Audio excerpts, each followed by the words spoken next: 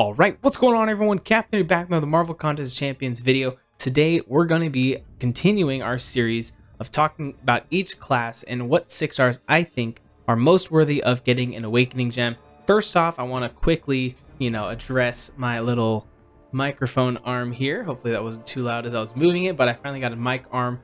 So hopefully my audio will sound a little bit better. Also, I'm still using my new camera. If you've seen my most recent videos, you know about that. And also wanted to mention that I am keeping my old camera so that I could do fun things on stream and stuff where I have like a secondary camera if I want to put it on River, for instance. Like, River, you have your own camera now. How exciting is that? Plus, I can do things like this too with the microphone. And I'm over here now and you can still hear me just fine because my mic arm moves all the way around. How cool is this? I'm so excited about this. It's so fun. And yeah, I can literally just move this. I have this on. Now we're getting camera inception here. Whoa. This is my old camera, those of you that were wondering. Just a little Logitech HD Pro, and it's on a little tripod now, so I can literally put this wherever in the room and aim it so that it's always facing at River or anything else. If you ever have, I don't know, my only fan. See my only fan right there. There you go. Anyways, yeah. So that was quickly wanted to announce that, but yeah, let's go ahead now and jump into all the fun. Let's get back to this screen so we don't have the double cameras, and let's go ahead and start talking about what characters are worth that 6-star Awakening Gem. Okay, so again, before I dive into this list, just remember this is my own personal opinion. I did not consult anyone for this list. It's what I've come up with based on my experiences and just playing through the game and videos I've watched in the past. So I guess there is some influence there from videos that I've seen, I guess. But in making of this, I'm not reaching out to people and be like, hey, is so-and-so worth it? No, it's just my opinion. So if you disagree with it, that's perfectly fine. I'm not going to claim this is the exact order you should use an Awakening Gem on if you have one on these characters. But yeah, go ahead and feel free to disagree with me in the comments. Let me know what you think I got wrong or what I got right, who I left off, who was snubbed. And who maybe I put on here too high, possibly. But yes, moving on to the mutant class, probably the hardest one to do because there are so many Omega level mutants in the game now. Just looking at as I was prepping for this, like trying to figure it out, I'm just like, I can make an argument for like 10 characters on this list of they worthy of this, but then I really had to think of it like, okay, who needs that awaken ability and who doesn't necessarily need that awaken ability. So that's where I kind of was able to narrow down to a top 5 with some honorable mentions. So we'll go ahead and start with the honorable mentions. So first up, we have ourselves Professor X, and these honorable mentions aren't in any specific order. By the way, it's just kind of the ones that I came up with, like, they probably are close to being the top 5. But yeah, Professor X, his awaken ability makes it so that he passively gains his channeling charges, so it helps him build those up a lot quicker earlier on in the fight. And then also he does more damage from his prowess, so it is, you're just gonna be able to do more damage and faster in the fight by getting that channeling charges up quicker. I'm not the best Professor X player. I have him, obviously my 5-star is not, my 6-star is not awakened. I do have my 5-star, but haven't played him a ton. But I figured he's at least, I know enough to know that I think his awaken ability is worth that potential using an Awakening Gem. So moving on to number 2, we've got Colossus. So Colossus, all about the armor ups. Colossus, he does more damage based on his armor ups. And when you have him awakened, whenever he is immune to whenever his immunities protect him, he has a chance of gaining an armor up buff. And then those even have a chance to be turned into a permanent armor up, so just going to mean a lot more damage over time as you getting more of those armors. So getting him awakened is definitely a good thing to get. And we also have Havoc, who is one that if I said these aren't in any order, but he's probably at the bottom of it for me. I really wouldn't consider it. I was just kind of trying to come up with people who at least I should mention who benefit from the awaken ability. He is one of them.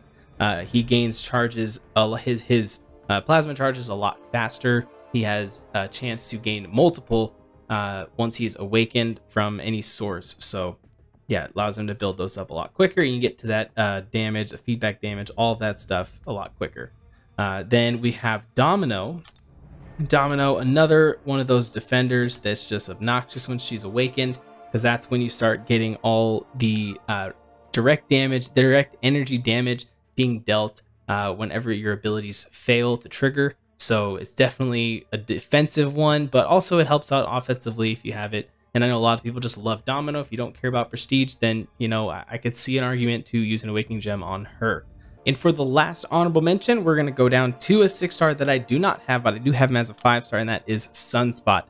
He doesn't benefit hugely from getting his Awaken ability, but he is in the top 4, I believe, in prestige. I think it's, let me look, I got it up right here. He is, oh no, he's actually still number 2.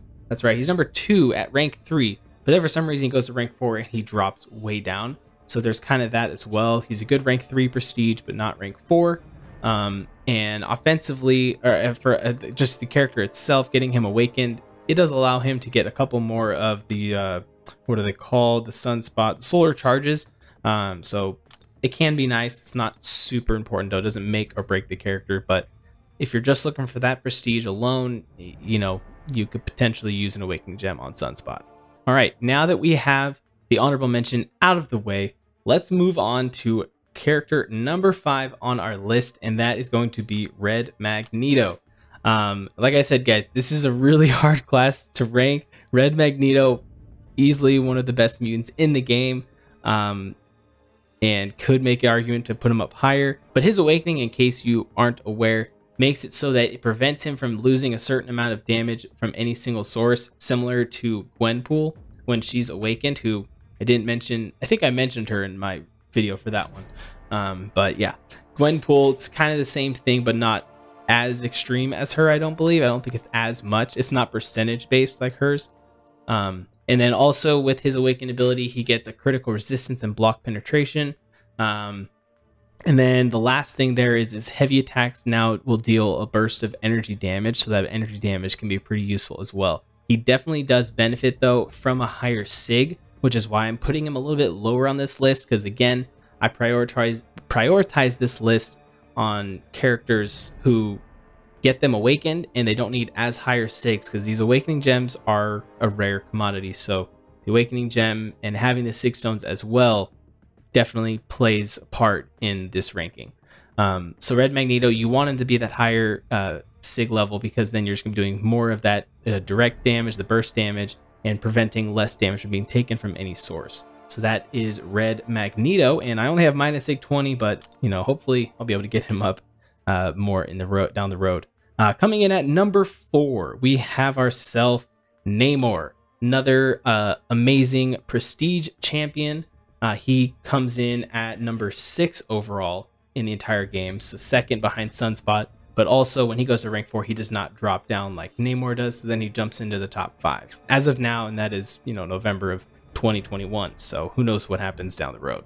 But for Namor, he is one of the biggest characters in the game that benefits from his awakened ability as well as a max sig ability. Once he is awakened, he reduces the damage from all sources while attacking his opponent. So when you're attacking into the opponent, if you have any sort of damage over time debuff, or if you're facing like an Electro or a Korg, based on your sig level, you're going to have a chance to reduce that damage. And when you're at 200 sig level, you have a 100% chance to reduce that damage. But not only does it do that, you also reflect the damage onto the opponent. So that is super awesome as well. So you're not only preventing yourself from taking the damage, you're also throwing it back at the opponent. So yeah, sig 200 though is hugely important for Namor. If you're going to use an Awakened Gem on him, you want to make sure you have as many sigs as possible, which is again why I'm putting him a little bit lower on the list.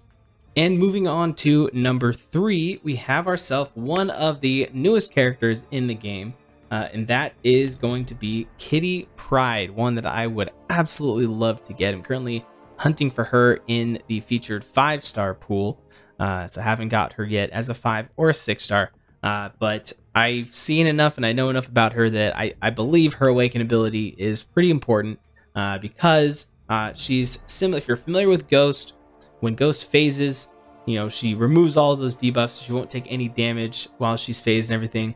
Well, Kitty Pryde does basically the same thing. When she's phasing, she will not take any damage from any source while she's phased, and that only happens once she's awakened. So if that line was there alone, this, I feel like, would make her worthy of an Awakening Gem. Oh, also, I believe she's number 3 in the Mutant class for Prestige.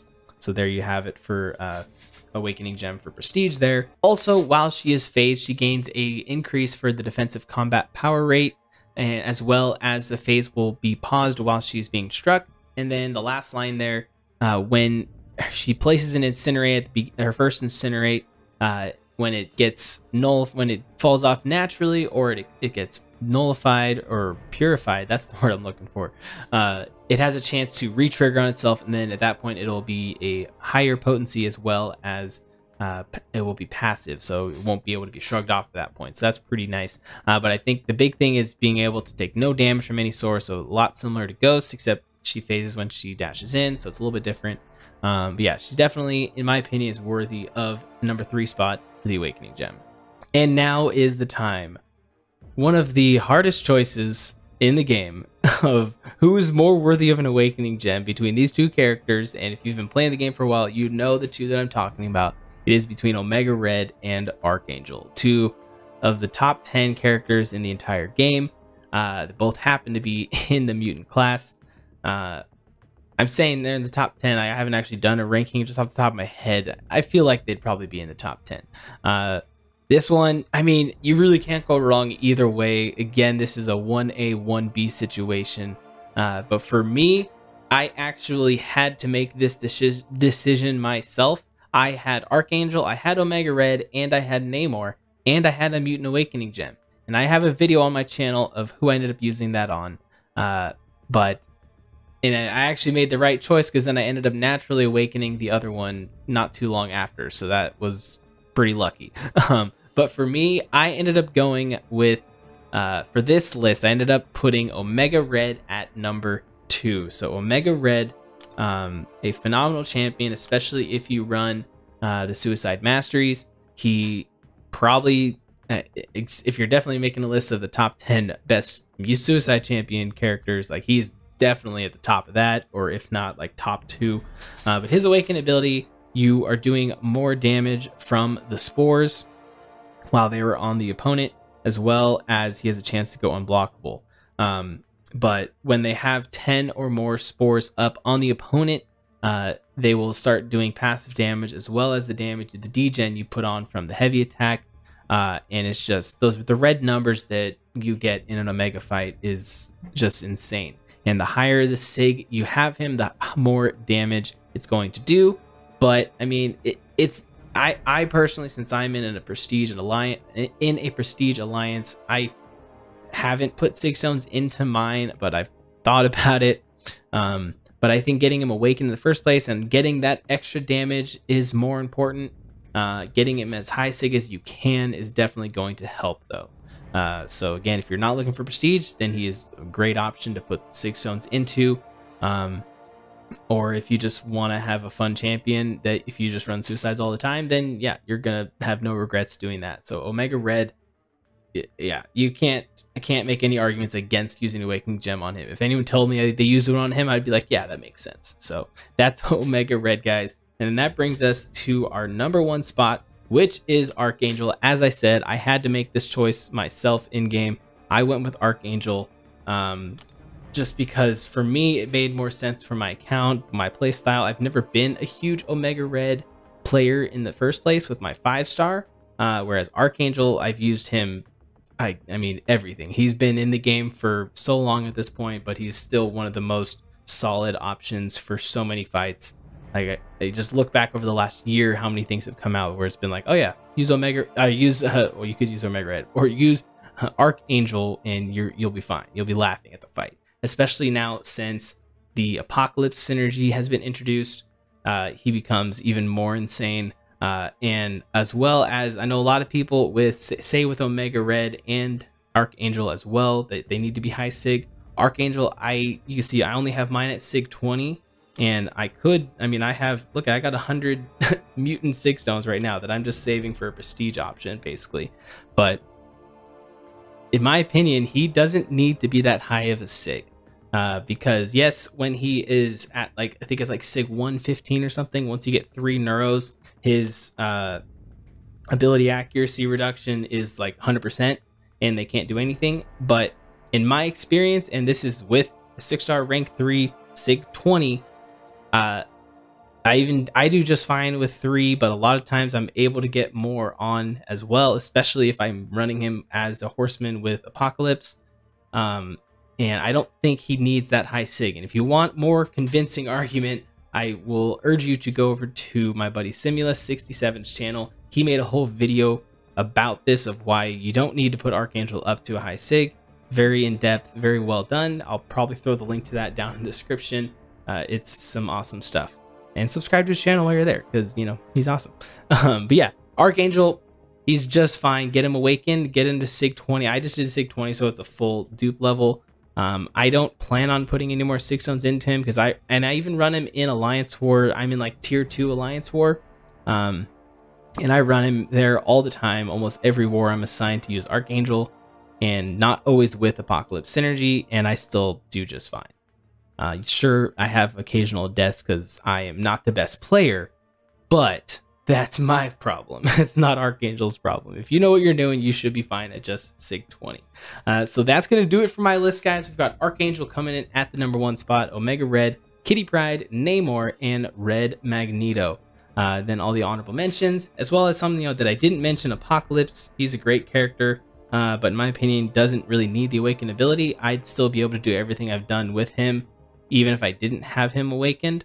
But I naturally awakened him the day I got him, so I got pretty lucky. He has awakened ability, just gives him, I think it's the extra like regen if he sits out a couple fights, and when he comes back in, he gains some regen. And even when that happens, it's really not even that much.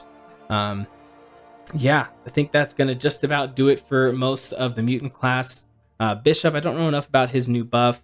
Iceman, yeah, but no, definitely not Iceman.